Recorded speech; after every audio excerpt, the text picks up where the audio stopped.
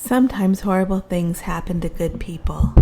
Life-changing events that take place on an ordinary Thursday. Life isn't fair, and it can be heart-wrenching, as it was on some ordinary day for Jacob. His sons returning from shepherding, carrying with them the coat of many colors. There are some items that your children own that represent them. When I was pregnant with my son, my mother-in-law stated to crochet a baby blanket. It took her all of the 9 months to complete it.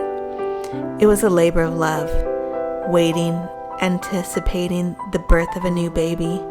I imagine Jacob may have taken over a year to have such a luxurious made, colorful coat, anticipating the man who would wear this coat, a man who didn't work in the fields, a man who stood out from the rest. But instead of Joseph wearing this coat, it was drenched in blood. Jacob saying, "It is my son's robe. Some ferocious animal has devoured him. Joseph has surely been torn to pieces." What I want to point out to you here is that the brothers allowed their father to jump to his own conclusion. The Bible doesn't say that they said Joseph is dead. Maybe that helps them sleep at night, but it is still deceit. In Genesis 38:34, then Jacob tore his clothes and put on sackcloth and mourned for his son many days. Something interesting about this verse, it's the first time you see the tearing of the clothes and the putting on of sackcloth, which has been seen in the Bible as a sign of great distress. So in this moment, Jacob is so distressed and tears his clothes and puts on sackcloth that it is now a tradition for his people to be a sign of the most distressed a person can be. All his sons and daughters came to comfort him, but he refused to be comforted. "No," he said, "I will continue to mourn until I join my son in the grave," for his father wept for him. It's interesting that the brothers at any moment could have saved their father this torment by telling him the truth, but instead they comfort him with two-faced betrayal.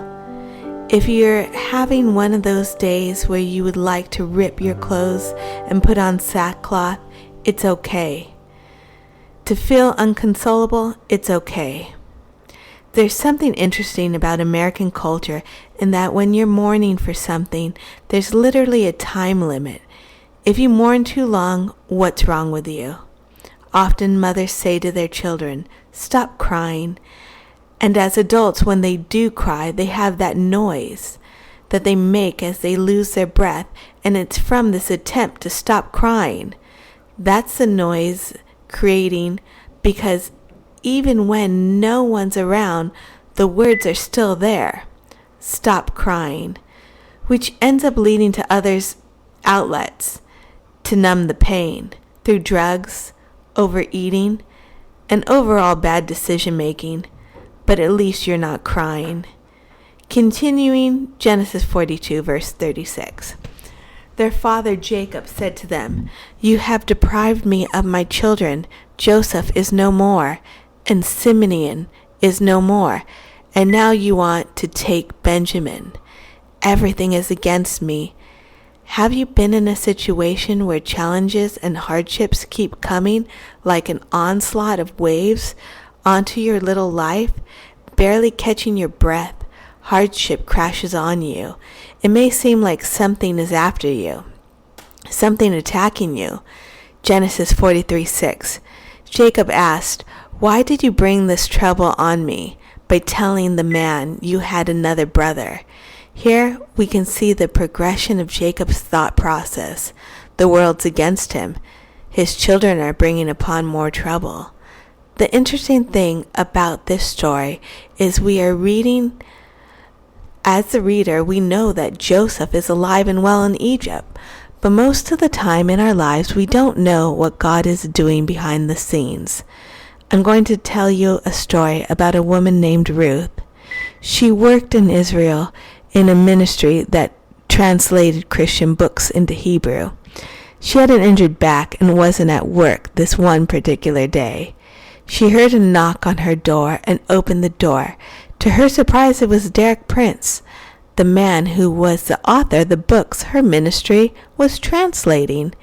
He said that he received her letter thanking him for his book and that he had written. And he told her that her co-worker had shared that she was homesick with an injured back. Derek had a gifting of healing injured backs. He asked her to sit on the sofa and asked if it was okay if he checked her legs to see if they were even. She said yes. When he checked her legs, he noticed that her legs were completely even, and this was unusual because most people with back pain have one leg longer than the other. He asked her if anyone has ever prayed for her before. She said yes, you have, and that's when her back was corrected. But then the pain came back, sometime later. He finished praying for her, then he left. Sometime later, in the next couple weeks, she surprisingly received a phone call from him. He said if she ever planned to come to America, there's a nice church in his state. They would be welcoming to her. And as the Lord had planned it, she was coming to the U.S. next week to take her daughter to that state to look at a college for her. The daughter wanted to apply for. She accepted his offer. When she and her daughter went to the U.S., she met up with him. He showed her around, and they spent a couple days together. At the end of the trip, he had to go to Africa for a ministry trip. From Africa, he sent her a telegram saying, "Meet me this date and time at the King David Hotel." And if you can imagine a telegram, it's not like you can just text him back, "I'll be there." So she went the day and time of the meeting, and he was already there waiting for her. They had breakfast together, and he shared with her this vision he had of a woman at the bottom of a hill. She was dressed in an unusual dress, not the style of women in his area.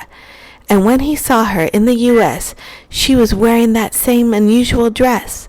Her daughter had bought it for her as she traveled around the world. He knew that God wanted him to marry her, and he told her exactly that.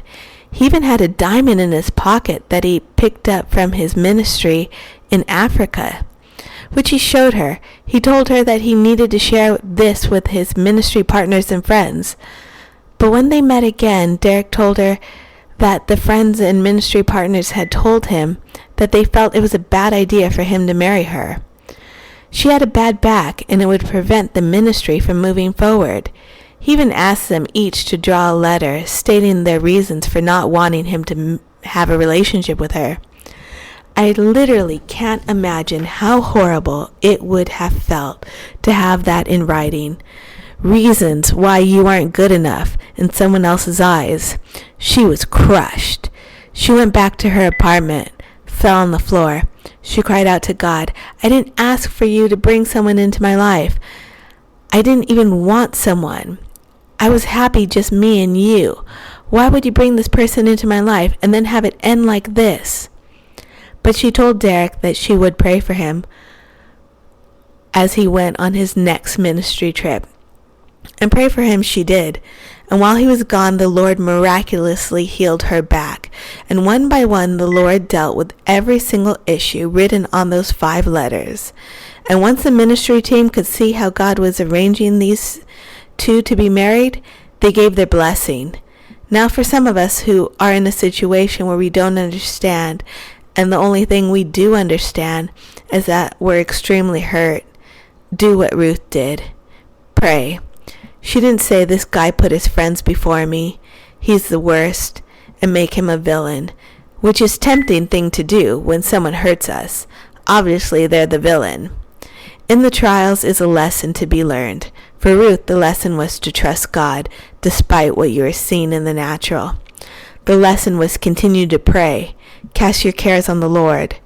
Back to Genesis 43, verse 14. And Jacob said, "May God Almighty grant you mercy before the man so that he will let other brothers and Benjamin come back with you, As for me, I'm bereaved. I'm bereaved.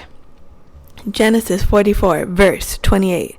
One of them went away from me, and I said, he's really been torn to pieces, and I have not seen him since. If you take this one from me too, and harm comes to him, you will bring my gray head down to the grave in misery. Jacob, the servant of the Lord, one of the fathers of our faith, and he lives each day with a deep sadness. No pain greater than the loss of a child. He seems to be barely getting through the days. Hours, minutes, even the seconds are something that need to be gotten through. It's difficult to think that seeing their father in this state of brokenness wasn't motivation to come clean.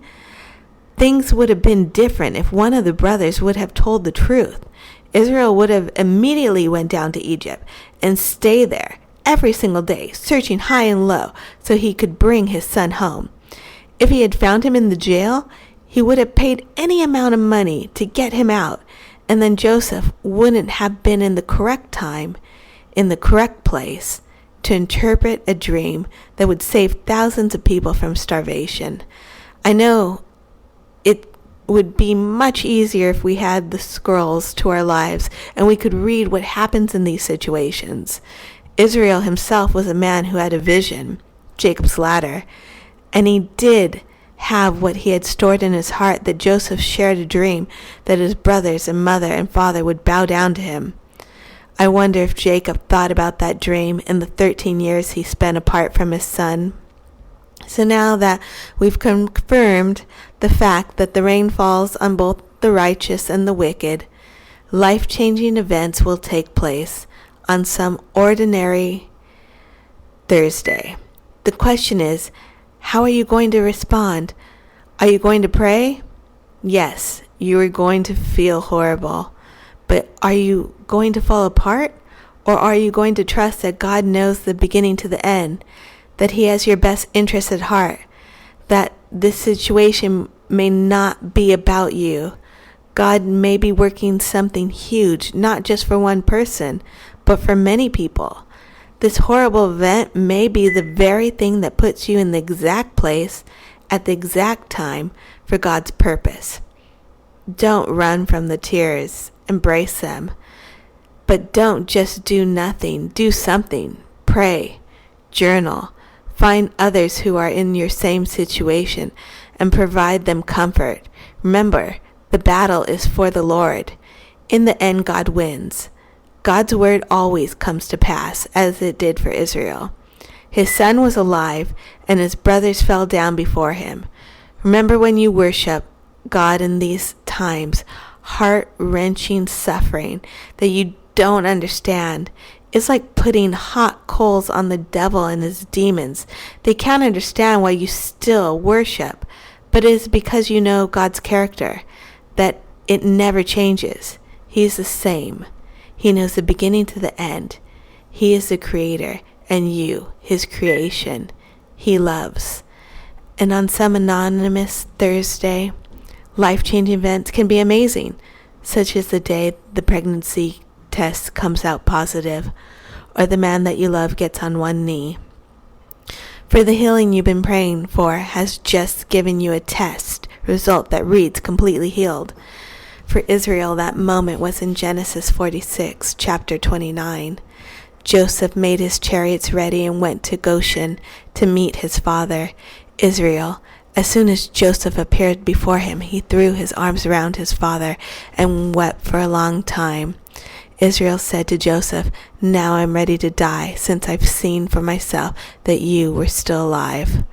Then in Genesis 48, verse 11, Israel said to Joseph, "I never expected to see your face again, and now God has allowed me to see your children too." God will surpass your expectations. For the situation, it may not be the way you imagined. It may not even be the easiest way for you, but it will be for the glory of God, and your cup will runneth over.